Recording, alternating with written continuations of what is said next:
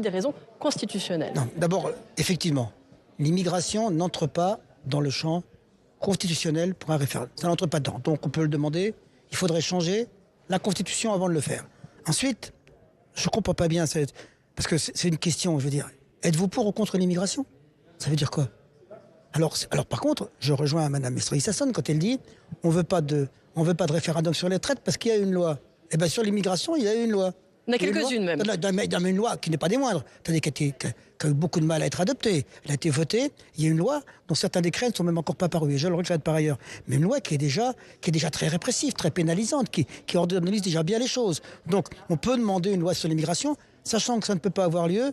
Je trouve que ça n'a pas beaucoup de sens. Et moi, je ne suis pas très pour le référendum. Le référendum, c'est une arme nucléaire dont il ne faudrait pas se servir a priori, parce que les questions sont toujours binaires et les gens ne répondent pas toujours à la question. Le président a ouvert la porte hier.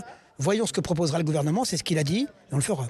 Mais il faut utiliser cette arme nucléaire sur l'aide active à mourir, puisque on a bien entendu le président de la République dire que si le Parlement est enlisé, ce sont ces mots, en première lecture, il utilisera le référendum sur ce sujet de la fin de vie. Je crois que c'est un sujet effectivement qui peut intéresser tous les Français dans leur âme et conscience. C'est un sujet qui intéresse chaque personne.